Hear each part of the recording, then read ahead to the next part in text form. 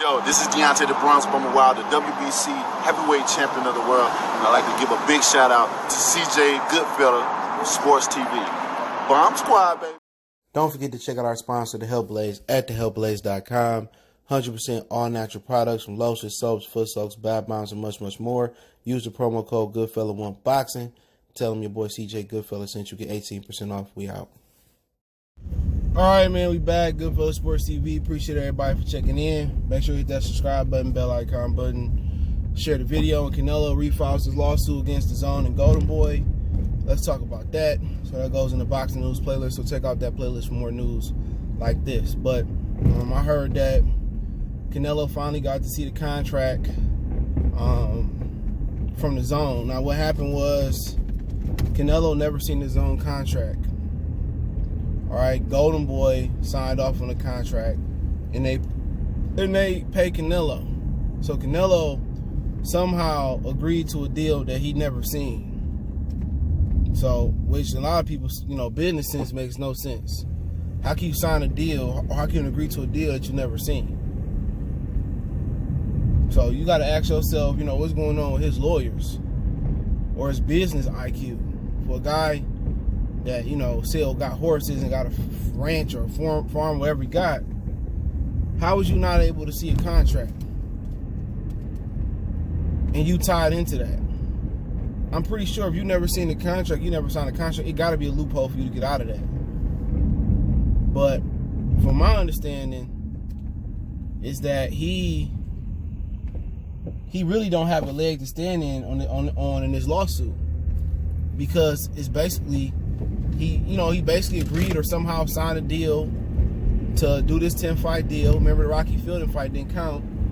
To do this 10-fight deal for the DAZN. So all he doing is entering a semi-retirement if this goes through the courts.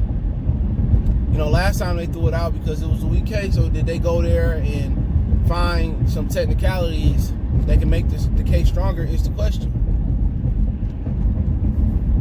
But word on the street is, I got this from a really good source, that he ain't willing to work out nothing with DAZN and Golden Boy.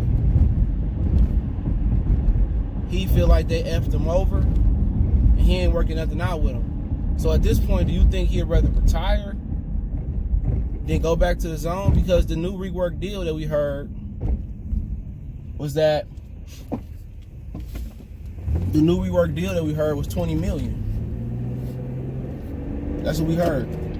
$20 million, and he get back end money depending on how many subscribers he brings to DAZN that month. And apparently that wasn't a good deal.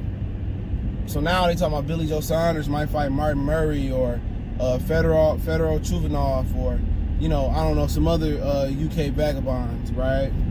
And you just look at that situation, and he could have fought Billy Joe Saunders and fought him for $20 million and brought a whole bunch of subs to DAZN UK and DAZN and got paid.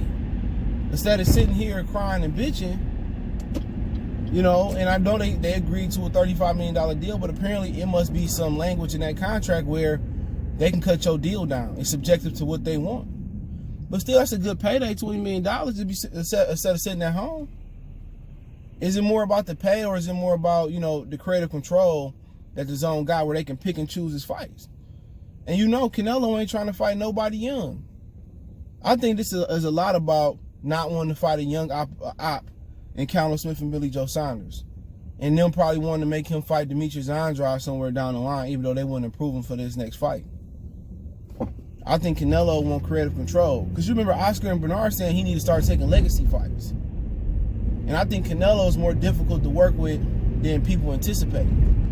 I think people want to put it on Oscar that he don't want to fight the best fights. That's not Oscar. Oscar is all about making the best fights. Remember Oscar, Oscar made Joseph Diaz and Jojo Diaz and Gary Russell Jr. So Oscar is down for making the best fight. He let Linares fight, Lomachenko, knowing that Linares was going to lose. So one thing we can say positive about Oscar is Oscar looked to make the best fights. So if you got a promoter that looking to make fights and who makes fights with everybody, with Eddie Hearn, Bob Arum, PBC, they did Chavez and Canelo. He worked with everybody. Sent Joseph Diaz over there. You know, they about to do a fight with you know, there's on a purse bid between Castanos and Teixeira. He do fights with everybody. So who was holding Canelo back from fighting the best fights? It's Canelo. You know what I'm saying? I think it's also about the money cut, but I also think it's about he don't want to fight no real opposition. That's just what it boiled down to. He don't want to fight no real fights. Because everybody he fought, he got an asterisk by it, bro. Every fight that he won that matters, it's some bull job attached to it. Canelo don't have the confidence to fight young and hungry fighters and champions. He don't. You know, and I think Jamel got mad at Oscar because he didn't deliver the Canelo fight when he was on Golden Boy, and they gave it to James Kirkland, but ultimately that's Canelo's decision. Canelo chose not to fight the best. Now now people can start to see it. This ain't Oscar De La Hoya, Hopkins, or Eric Gomez holding this guy back. This guy simply don't want to fight nobody. We are going to ignore how he dropped the belt not to fight Sergey Derevchenko. And Derevchenko gave Canelo one of the biggest fights of his hardest fights of his career. I mean, Golovkin fought probably the hardest fight of his career. So we already know who it is. I think Canelo is getting exposed even more. I mean, we know it. You know, real boxing fans know it. That's objective. We know he don't want to fight young, hungry champions. That's it. I mean, who else in boxing fight young, hungry champions? You know what I'm saying? Ain't none of these dudes busting a move. Ain't none of these dudes trying to get down with the get down. They all trying to dance around each other when they could be, and they could punch their ticket to the Hall of Fame. There's fights out there that's Hall of Fame worthy. That can put you on that pedestal. But these guys ain't trying to be great. They trying to marinate fights and trying to make it a big fight. Like, get out of here. So Canelo look a lot better because his resume, when you look at the names, are strong. You know, Amir Khan, Floyd Mayweather, Miguel Cotto, Golovkin twice, Danny Jacobs, Sergey Kovalev. If you look at the resume, you be like, oh shit, look at the results. This boy a bad boy. But that's the one thing, you can't just look at a resume. It's like a bad chick. A bad chick can be fine and sexy, right? But you get to moving her in, or y'all live together, and she don't cook, she don't clean, she's stupid. You know what I'm saying? She nasty. Like, come on. That's like Canelo resume. It look good on the outside.